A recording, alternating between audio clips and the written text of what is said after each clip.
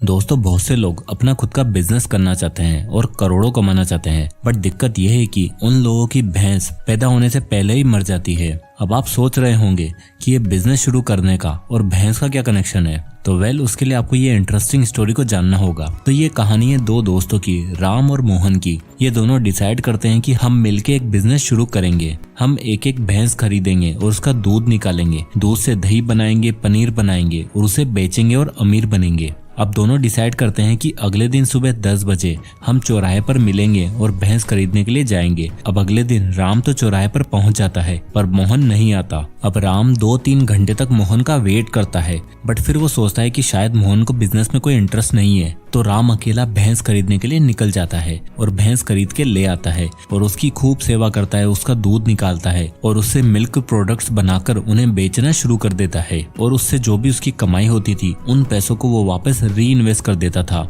और देखते ही देखते राम के पास 15 से 20 भैंसें हो जाती हैं। पर राम रुकता नहीं है। वो गांव से शहर पहुंचता है और अलग अलग राज्य में अपना बिजनेस फैलाता है। उसके दूध और मिल्क प्रोडक्ट्स का बिजनेस पूरे देश में चलने लग जाता है और इस तरह राम खूब अमीर बन जाता है। और एक दिन उसे अपने गांव की याद आती है, तो वो अपनी आलीशान गाड़ी से गांव की तरफ निकल जाता है।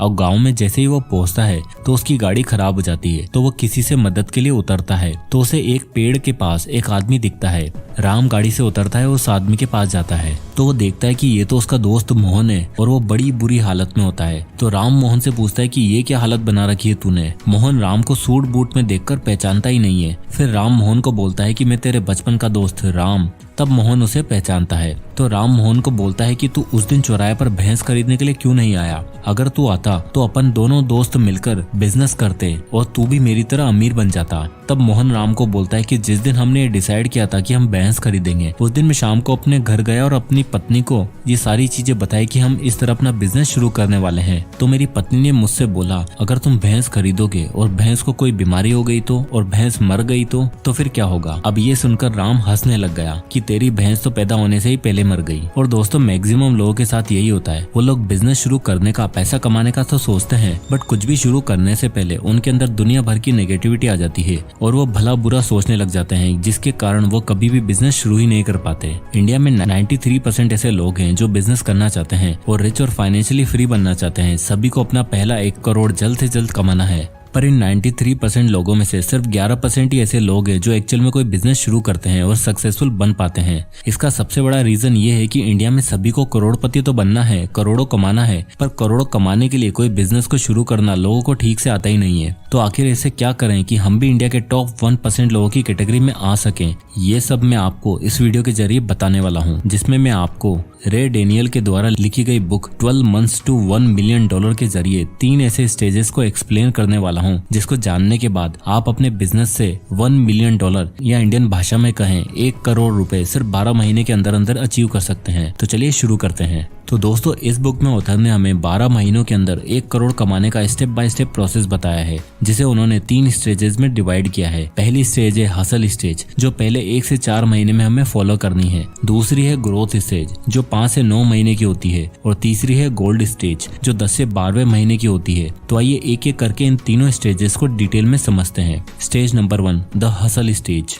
तो ये स्टेज शुरुआत से लेकर 4 महीने तक की होती है। हसल स्टेज में सबसे पहले आपको डिसाइड करना है what product should I sell. India की सबसे बड़ी कस्टमाइज्ड फैशन वेबसाइट के मालिक प्रभ किरण सिंह और सिद्धार्थ ने जब देखा कि इंडिया में लोग काफी सालों से वही घिसा पिटा प्रिंट पहनकर एक ही तरह के शर्ट, टी शर्ट और लोअर्स पहन रहे हैं, तो उन्होंने सोचा वेस्टर्न दुनिया में कस्टमाइज चीजों का ट्रेंड शुरू हो गया है, तो क्यों ना टी शर्ट और शर्ट में भी कस्टमाइज प्रिंट कराया जाए, जिससे इंडिया में फैशन ट्रेंड चेंज हो सके। इंजीनियरिंग के 2 स्टूडेंट का विजन था कि इंडिया में फैशन सेंस को बढ़ावा दिया जाए, और कहीं ना कहीं उन्हें ये भी पता था कि फैशन इंडस्ट्री काफी ज्यादा कम्पिटिटिव मार्केट है, पर हमारे पास कुछ ऐसे एडवांटेज हैं जो बाकी ब्रांड्स के पास नहीं है। 2012 में उन्होंने कंपनी शुरू करी और अपने खुद के 30,000 रुपए लगाकर टी शर्ट को प्रिंट करना, कस्टमाइज करना खुद से शुरू किया। एक कमरे के मकान में स्टोर बनाया और वहाँ पर अपना स्टॉक रखा। 50 से भी ज्यादा प्रिंट्स खुद डिजाइन करके रिजेक्ट करने के बाद उन्हें फाइनली अपना यूथ आइकन प्रिंट मिल गया, जो उनके घर वालों और दोस्तों को काफी पसंद भी आया।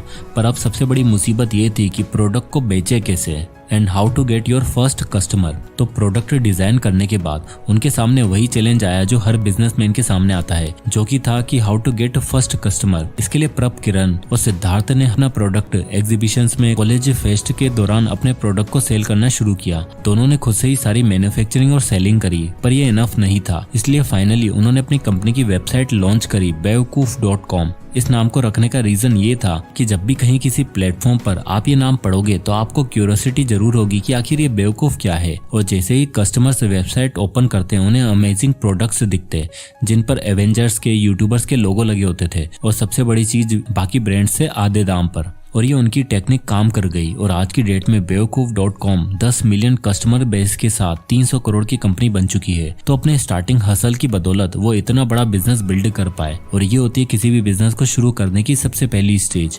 अब आती है stage number 2, the growth stage. Hustle stage के बाद बिजनेस की अगली स्टेज आती है द ग्रोथ स्टेज, जो लगभग 5 से 9 महीने के बीच होती है। इस स्टेज में हम ये देखते हैं कि हमें अपना बिजनेस को कैसे बड़ा बनाना है, इसके लिए हमें कितनी फंडिंग और कितनी सेल्स पर डे अचीव करनी होगी। ऑथर रयान अपनी इस बुक में लिखते हैं, हसल स्टेज के बाद आपको नेक्स्ट टारगेट जो अचीव करना है वो है 25 सेल्स पर डे का, यानी कि आपको एक दिन में 25 सेल्स करनी है। ग्रोथ स्टेज में आकर हर बिजनेसमैन और बिजनेस वुमेन को ये सोचना है कि वो अपना बिजनेस स्केल अप कैसे करे और रेवेन्यू को इंक्रीज कैसे करे। इस ग्रोथ स्टेज में हर एंटरप्रेन्योर को टीम बनानी होती है, तगड़े सिस्टम, प्रोसेस और सॉफ्टवेयर को डेवलप करना होता है, जिससे फ्यूचर में कभी कोई प्रॉब्लम ना आ सके। और सबसे बड़ी चीज मार्केटिंग और नेटवर्किंग के जरिए सेल्स को इंक्रीज कैसे करना होता है, जिससे कि डेली 25 सेल्स का जो टारगेट है वो अचीव हो सके। इसके लिए ऑथर रायन अपने दोस्त मार्कस की स्टोरी को शेयर करते हैं। मार्कस एक तगड़े हसलर थे जिन्होंने कई मल्टीपल्स वेंचर शुरू किए। उनकी जो फर्स्ट वेंचर था टॉयज और हैंगओवर सप्लीमेंट्स का, वो बुरी तरह फेल हुआ। ऐसा इसलिए क्योंकि उन्हें उस समय इतनी नॉलेज नहीं थी, और अपनी इसी फेलियर से उन्होंने 3 सबसे इंपॉर्टेंट चीजें सीखी। Number 1, how to create a impactful product. Number 2, how to sell it properly. And number 3, how to market it properly. उन्हें इन सब चीजों की नॉलेज तब मिली जब उनका प्रोडक्ट हिट नहीं हुआ और उन्हें लॉस फेस करना पड़ा। और जब उन्होंने लॉस फेस किया तो वो निकल पड़े नॉलेज एक्वायर करने में। इसके लिए वो अलग अलग एंटरप्रेन्योर से मिले, और अपनी इसी नेटवर्किंग के दौरान मार्कस की मुलाकात होती है वर्ल्ड के नंबर 1 पॉडकास्टर मिस्टर जो रोगन से।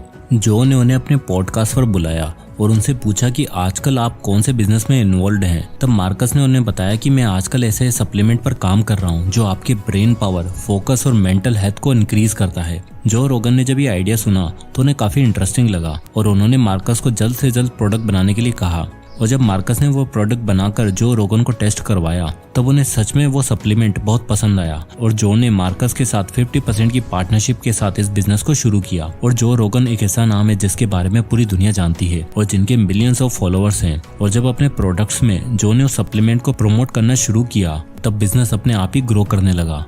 इसके बाद मार्कस ने एक और प्रोडक्ट शुरू किया, और ऐसे करते करते वो सीरीज ऑफ प्रोडक्ट बनाते गए, जिससे उनका 25 सेल्स पर डे का टारगेट सिर्फ कुछ ही महीनों के अंदर अंदर अचीव होने लगा। तो ग्रोथ स्टेज में आपको सीरीज ऑफ प्रोडक्ट रेडी करने हैं और मार्केटिंग और नेटवर्किंग के जरिए अपनी सेल्स इंक्रीज करने पर फोकस करना है। पर ध्यान रहे, इसमें आपका आइडिया और आपके प्रोडक्ट ट्राइड एंड टेस्टेड होने चाहिए, नहीं तो आपकी और जो आपका प्रोडक्ट सेल कर रहा है उसकी इमेज खराब हो सकती है। अब आती है stage number 3, the gold stage. Hustle stage और ग्रोथ स्टेज के बाद आती है द गोल्डन स्टेज, जो आती है 10वें से 12वें महीने के अंदर। यानी पहले 9 महीने के लिए सिर्फ हसल और ग्रोथ पर ध्यान देना है, और लास्ट के 3 महीनों में आप फाइनली वो अचीव कर पाओगे जो आपको इस 1 साल से चाहिए। गोल्ड स्टेज वो स्टेज है जिसमें एक एंटरप्रेन्योर को अपना सारा फोकस प्रोडक्ट डिजाइन और सेलिंग से हटाकर बिजनेस डेवलपमेंट और न्यू आइडियाज में शिफ्ट करना होता है। यानी most of the time branding, marketing और कस्टमर इंटरेक्शन में देना होता है। नए प्रोडक्ट्स के लॉन्च, उनकी टेस्टिंग, ब्रांड एंडोर्समेंट, इन सभी पर उसे ध्यान देना होता है।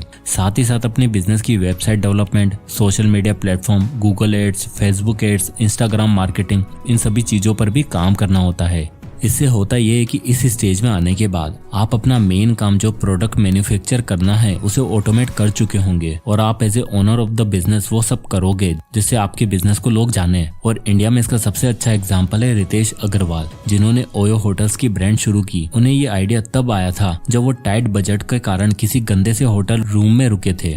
तो उन्होंने सोचा कि क्यों ना इस टाइट बजट वाली प्रॉब्लम में ही बढ़िया रूम सर्विस क्यों ना दी जाए। अपने फ्लैगशिप मॉडल के जरिए एक 19 साल के लड़के ने ओयो रूम्स की शुरुआत करी। उन्होंने काफी हसल किया, अपने बिजनेस के लिए खूब मेहनत करी। हर 2-3 महीने बाद नए नए प्रोडक्ट्स और services like OYO town house, OYO home शुरू किए और फाइनली अपनी गोल्ड स्टेज में आने के बाद उन्होंने सबसे ज्यादा उस चीज पर ध्यान दिया जो एक बिजनेस की सक्सेस के लिए सबसे जरूरी है, which is word of the mouth. Author Ryan बताते हैं कि गोल्ड स्टेज में आने का मतलब ये नहीं कि आपका बिजनेस बन गया और अब आपको कुछ नहीं करना, बल्कि गोल्ड स्टेज में आने का मतलब ये होता है कि आपका टारगेट अचीव हो गया, विच इज 1 मिलियन और 1 करोड़ इन 12 मंथ्स। यानी आपके बिजनेस से इतना रेवेन्यू जनरेट होने लग जाएगा और फिर आपको परसिस्टेंट के साथ इसी प्रोसेस को लंबे टाइम तक फॉलो करना है, जिससे आप सिर्फ एक मिलियनियर ही नहीं बल्कि एक बिलियनियर भी बन सकते हो।